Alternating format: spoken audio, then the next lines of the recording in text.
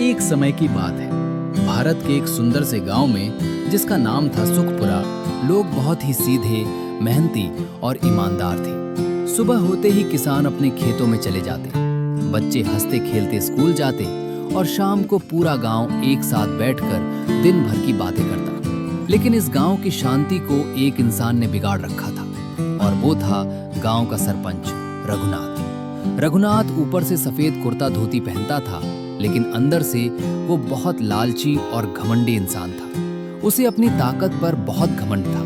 वो अक्सर कहा करता था, मैं सरपंच हूँ, इस गांव में वही होगा जो मैं कहूँगा। रघुनाथ गांव वालों से जरूरत से ज्यादा टैक्स वसूलता था। जो आदमी पैसे नहीं देता, उसका काम रोक दिया जाता। किसी को मदद चाहिए होती तो सरपंच साफ कह देता, पहले पैसे दो, फिर काम होगा। गांव के लोग डर के मारे चुप रहते थे। उन्हें लगता था कि अगर उन्होंने आवाज उठाई तो उनका और भी नुकसान हो जाएगा। एक दिन गांव का एक गरीब किसान रामदास सरपंच के पास पहुंचा। उसकी फसल सूखे की वजह से खराब हो गई थी। आंखों में आंसू लेकर रामदास बोला, सरपंच जी, इस साल मेरी फसल नष्ट हो गई है, कृपया इस बार टैक्स माफ कर दीजिए। लेकिन रघुनाथ को जरा भी दया नहीं आई। वो गुस्से से चिल्लाया, यहाँ कोई माफी नहीं मिलती, अगर टैक्स नहीं दिया तो जेल भिजवा दूंगा।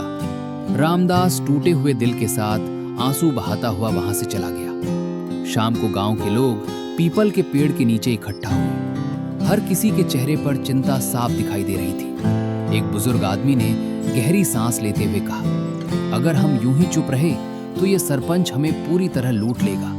तभी गांव का एक समझदार और साहसी युवक अमन आगे आया। अमन ने शांत लेकिन मजबूत आवाज में कहा, गांव वालों, सच्चाई और कानून सबसे ऊपर होता है।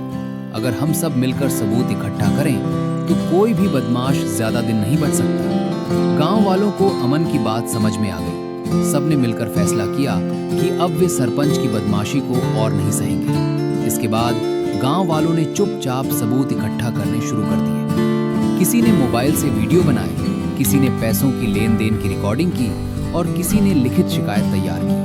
अब सच्चाई सामने आने के लिए तैयार थी। कुछ दिनों बाद अचानक गांव में एक सरकारी जीप आकर रुकी। सरकारी अधिकारी गांव में जांच के लिए आए थे।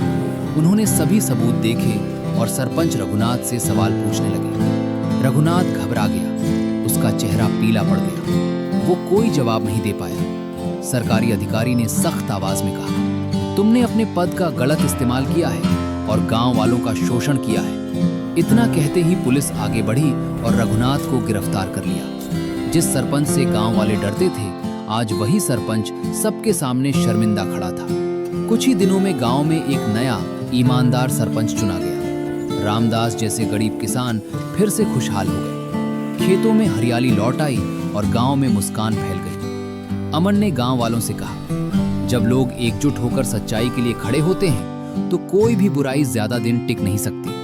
कहानी की सीख, सत्ता का गलत इस्तेमाल करने वाला इंसान अंत में जरूर सजा पाता है और सच्चाई हमेशा जीतती है।